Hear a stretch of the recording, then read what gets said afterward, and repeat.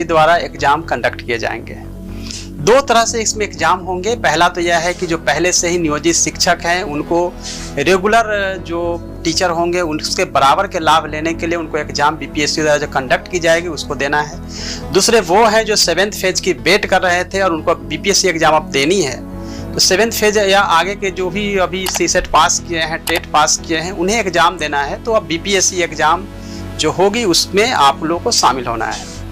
तो उसमें सिलेबस क्या होगा, एग्जाम के पैटर्न क्या होंगे, बहुत सारे कन्फ्यूजन है क्योंकि बीपीएससी को अभी सिलेबस बनाना है। जो प्रिलिमिनरी जो डिस्कशन पहले भी होता रहा है उसके मुताबिक अगर देखेंगे तो प्रधान शिक्षक की परीक्षा बीपीएससी द्वारा ली गई थी, जिसमें कि जीएस और टीचिंग एप्टीट्यूड को रखा गया था।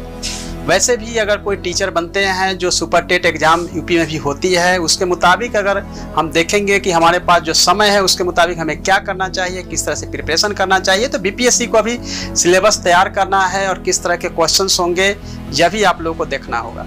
लेकिन जो मेरा अनुमान है उसके मुताबिक मैं आप लोगों को बताने जा रहा हूं कि क्या पूछा जाएगा और क्या होना चाहिए।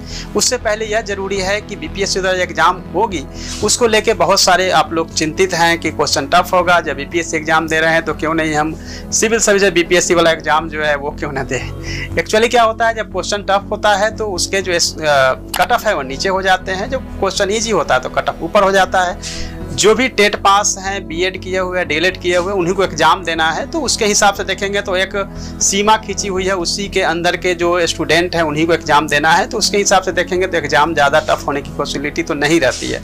आप आसानी से जो है जो खाली सीट है उस पर आप आ सकते हैं और कोई आपको दिक्कत नहीं होनी चाहिए। तो चलिए अब हम बात करते हैं कि जो अभी आपके पास समय है, दोनों के पास जो नियोजित शिक्षक हैं जिनको कि अलग से एग्जाम देनी है और जो पहले से अभी शिक्षक नियोजित नहीं हो पाए, शिक्षक नहीं बन पाए हैं और डीएलएड, बीएड और टेट पास करके वेट कर रहे हैं और बीपीएससी द्वारा जो एग्जाम कंडक्ट की जाएगी उसमें आपको एग्जाम देना है।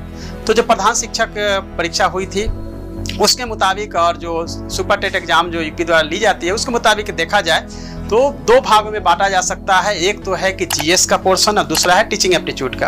ये मैं दोनों के लिए बता रहा हूँ। अब आपके मन में होगा कि जो पहले से नियोजित शिक्षक हैं वो और जो अभी खाली पद हैं जिसके अगेंस्ट में आप लोग एग्जाम देने वाले हैं, उन दोनों में अंतर यह है कि दोनों के एग्जाम अलग होने की संभावना है, क्योंकि एक साथ अगर एग्जाम होता है तो दोनों को अलग अलग करना मुश्किल होगा, मेरिट निकालना मुश्किल होगा। बेहतर यही होगा कि अलग अलग, पॉसिबिलिटी यही है कि अलग अलग होगा और दोनों के एग्जाम्स के पैटर्न लगभग सेम होंगे। तो पैटर्न की बात कर लेते हैं पहले तो कि जीएस जो है वो पूछा जाएगा और लगभग हो सकता है 75 मार्क्स के हो, और दूसरे जो है टीचिंग एप्टीट्यूड, क्योंकि आप लोगों ने बीएड और डीएलएड किया है तो वो भी आप लोगों को पढ़ना है और पढ़ा हुआ है ऑलरेडी।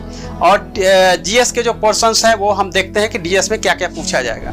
जीएस में जो पूछे जाएंगे उसमें सबसे अधिक क्वेश्चन जो आने की पॉसिबिलिटी है वो है साइंस का, दूसरा है भारतीय राष्ट्रीय आंदोलन तथा बिहार का योगदान, तीसरा है ज्योग्राफी जिसमें कि इंडिया और वर्ल्ड दोनों के ही ज्योग्राफी से क्वेश्चन होंगे, चौथा है भारतीय राज्य व्यवस्था, पांचवा है अर्थव्यवस्था, छठा है विज्ञान एवं प्रौद्योगिकी, सातवां है समसामयिक करंट अफेयर्स, आठवां है बिहार स्पेशल।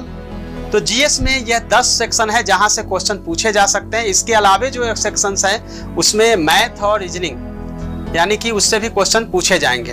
तो जीएस में कमो बेस देखा जाए तो यही सेक्शन है, लेकिन पढ़ने के लिए तो एनसीईआरटी की बुक्स में पहले से ही बताता रहा हूँ, उसको आप पढ़िए। अभी से आपके पास जो समय है उसको यूटिलाइज करिए बजाय कि आप नकारात्मक चीज़ों को सोचने का। टीचिंग एप्टीट्यूड में जहाँ से क्वेश्चन पूछे जाते हैं, जनरली देखा जाता है कि टीचिंग में कहाँ से क्वेश्चन पूछे जाएंगे, मैं उसके चैप्टर के भी डिस्कशन कर लेता हूँ। टीचिंग एप्टीट्यूड में जहाँ से क्वेश्चन पूछे जाएंगे, नंबर 1 हम देखेंगे बच्चे तथा बचपन, बाल अधिकार, समाजीकरण, शिक्षा एवं ज्ञान। दूसरा जहां से हो सकता है पोर्शन वह है प्रमुख शिक्षा शास्त्री एवं उनका दर्शन। तीसरा जो पोर्शन हो सकता है पाठ्यक्रम, बाल विकास, वृद्धि एवं विकास, सृजनात्मकता, खेल, व्यक्तित्व और नैतिक विकास। चौथा जो पोर्शन हो सकता है वह है ईसीसीई आवश्यकता एवं उद्देश्य, विशेष आवश्यकता वाले बच्चे, शारीरिक शिक्षा, बिहार में शिक्षा में चुनौतियां। पांचवा जो पोर्शन हो सकता है विद्यालय संस्कृति, शिक्षा के अधिकार, समावेशी शिक्षा, कक्षा कक्ष शिक्षण, पाठ सहगामी क्रियाएं, आकलन एवं मूल्यांकन, वृत्तिक विकास एवं नेतृत्व व्यवस्था। छठा जो पोर्शन हो सकता है वो है जिला स्तरीय संस्थाएं, राज्य स्तरीय संस्थाएं एवं राष्ट्रीय स्तर की संस्थाएं। 7 जो पोर्शन हो सकता है, भारतीय समाज में समावेशन, अपवर्जन, समावेशी शिक्षा, जेंडर विभेद एवं संवेदनशीलता, समता और सामाजिक न्याय के लिए शिक्षा तथा शिक्षकों की अस्मिता। 8वां जो पोर्शन हो सकता है, राष्ट्रीय पाठ्यक्रम की रूपरेखा, शिक्षण अधिगम में मल्टीमीडिया साधनों का उपयोग तथा विद्यालय कार्यों के साथ ICT का एकीकरण। टीचिंग एप्टीट्यूड में ये 8 पोर्शन जो मैं आपको बता रहा था, इसके अलावा भी जो अभी आपने B.Ed या D.Led करते समय पढ़ा होगा टीचिंग एप्टीट्यूड, बस वहीं से क्वेश्चंस आएंगे, लेकिन चूंकि ऑब्जेक्टिव टाइप के क्वेश्चंस होंगे, इसीलिए आपको पहले से ही रेडी होकर तैयारी करने की ज़रूरत है, क्योंकि अच्छे शिक्षक होने के लिए आपको कड़ी मेहनत करनी पड़ेगी और कई फेज से आपको गुजरना पड़ेगा। यानी कि समझिए कि बहुत सारे एग्जाम्स देने पड़ रहे हैं, तो आपको एग्जाम देना होगा और फिर आप सक्सेस होंगे तो एक अच्छे शिक्षक बनेंगे, क्योंकि शिक्षक की क्वालिटी और शिक्षण की क्वालिटी का जरूरी है कि एग्जाम जो है वो करे हो रहे हैं।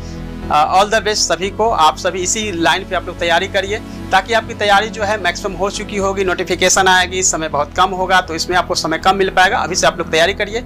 ये जो वीडियो बना रहा हूँ इसलिए क्योंकि आपने लोगों ने इतने सारे कॉल्स किए, मैसेज कर रहे हैं कि क्या पूछा जाएगा, कहाँ से। मैंने एक अनुमान के आधार पर आपको बताया है, ऑफिशियली मैं कुछ भी आपको नहीं बता रहा हूँ, इस बात का आप लोग ध्यान रखेंगे।